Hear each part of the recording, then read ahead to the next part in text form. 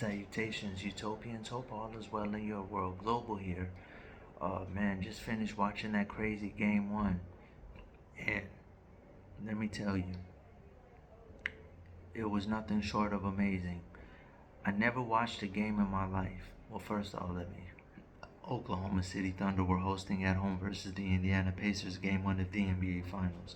I never watched a game in my life where I'm watching it unravel and I'm just like, no matter how much one team was dominating, which, just to put things in perspective, at halftime, Oklahoma City Thunder forced 19 turnovers. Indiana Pacers had 15 field goals made, mind you, going into that halftime. That's how they could not. I'm gonna be honest with you. The Oklahoma City Thunder are an elite on-ball defensive team. Their rotations, their athleticism, and let me tell you, I've never seen a team so sophisticated with their physicality. One thing I definitely miscalculated about this Thunder team going into this playoffs is their ability to play physical. There's nothing.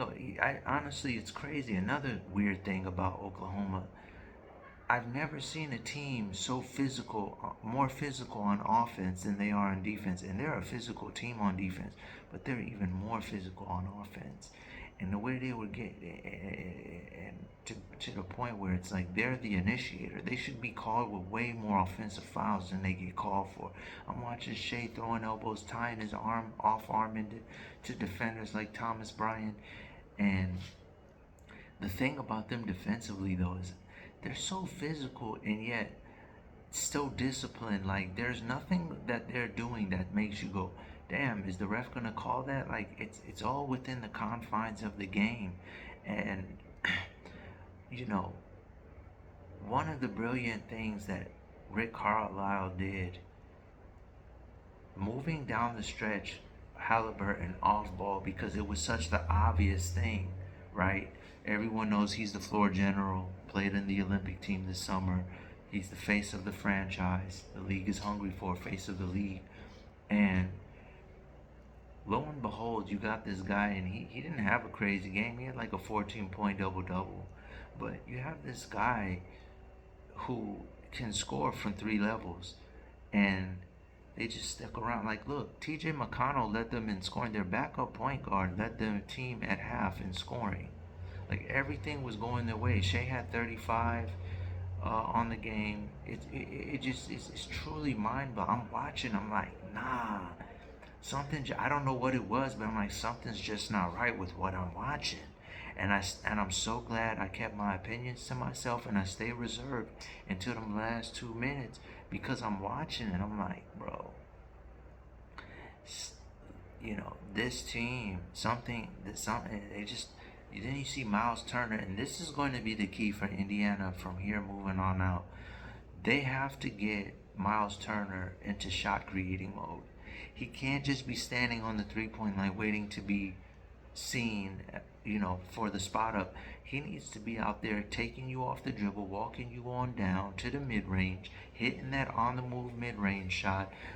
He can't be stationary. He has to go out there and think like he's a scorer, not wait to be initiated. He's got to want it, come to that ball, be like a 6'11" KD. They went to the same university, and really go out and fend for his. The other hero of the game was Nembhard. Earlier I alluded to how Halliburton went off ball. Well, guess who did go on ball? That was Nembhard. And he was taking Shea Gilgeous on an island, whopping him and hitting that on him. And I'm just like, bro, this guy wants it. And I believe he did get his contract extension this summer. A lot of people think it's around the 50 mil range. A lot of people were saying holy overpay and all this.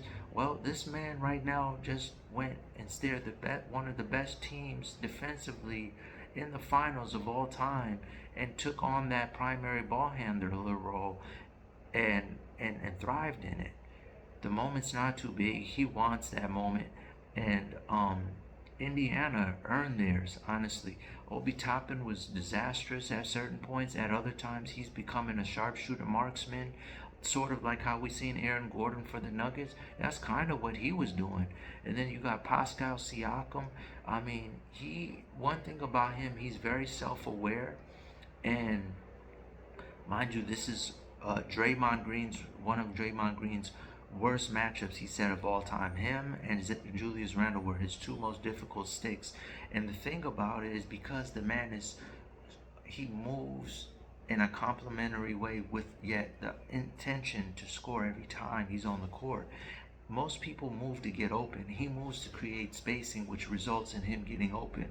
I remember the great Russell Simmons once said, if you don't know what you want to do on the in life, help someone who does. If you don't know how to, if you don't have an opportunity on the court, move in a way that can create someone else to get open so you can get open.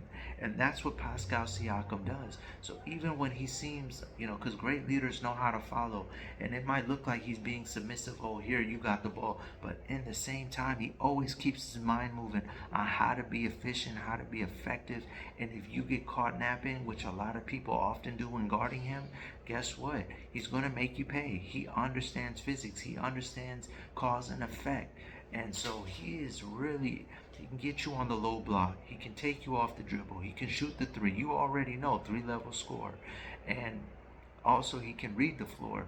Interesting enough, I thought was a bit weird was the fact that Coach Daigneault started the game with both Caruso and Hartenstein on the bench, starts Cason Wallace, and in the fourth quarter near the end, he went away from both teams went away from having centers on the court, which I thought was interesting. OKC has length, they have mobility, versatility, while still remaining large. Most teams that get versatile, they get a little bit undersized. They don't have to if you're OKC. That's one thing I don't quite get. Why doesn't Daigneault want to exploit his size more? Maybe we'll see him change that in game 2. I think the big mistake, he played to Indiana instead of sometimes you have to just look at death in the face if you're, so to speak. Okay, we're just going to be inefficient in this department. I understand Miles Turner can space the floor, and that pretty much negates the point of having a 7-foot center. But Hartenstein is so good at doing the intangible, setting screens, moving without the ball, seeing the floor as another distributor. In fact, at times could be viewed as a better primary than ball handler, decision maker, or just as good as Shea, who obviously intention is to go out and kill and score immediately whenever he can. But this is a fascinating series, and it was one of those rare things where it's like they're still around even when they're getting dominated in every kind of way. They're taking punches and they're delivering one big one, taking more punches, delivering one big one, and in those times where you see OKC knocking down a key three, they responded right away. It's like the way they're unfazed, Indiana. Their psyche is very impressive on the road, mind you. I've never seen OKC Arena quiet as I did right there. That was amazing to witness.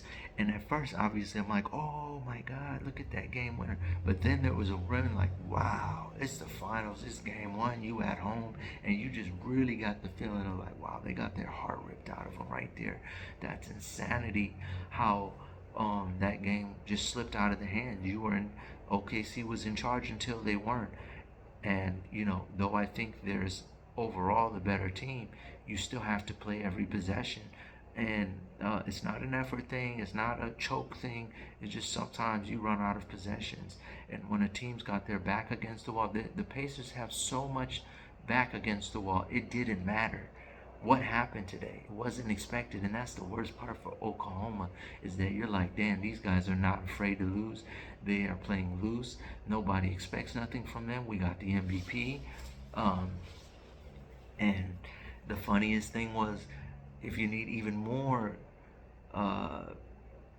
facts of like, look how instances of like, look how mentally resilient the Pacers are. Halliburton gets moved off ball, and then the final possession, guess what? It's back in his hands, where as the leader, and he goes and he knocks that on the go move, pull up mid range, which is so important. Every player who plays basketball should have a pull up mid range jumper. The greatest player of all time, and Michael Jordan had it. LeBron, what prevented the LeBron Kobe finals? LeBron didn't have that mid range to beat the Orlando Magic when they had Prime Dwight. And why did Kobe end up beating the Magic? Because he did. Not to get sidetracked or get into that debate, but that mid range is so key when you want to really be a full-time champion, because they're going to run you off the three-point line. They're going to clog the paint. But what's going to always be there is that middle range. And if you don't know how to knock that down, it's going to be a long day. All right, Utopians, we got a long series ahead of us. At least we know for a fact it's not going to be a sweep. It's funny because during that whole entire game, I'm like, I wonder who's going to get Finals MVP, Lou Dort, SGA, or J-Dub. And guess what? Ain't none of them about to get it if they don't go ahead and seal this series off. All right, Utopians, I'll try to do better next time. Global, out.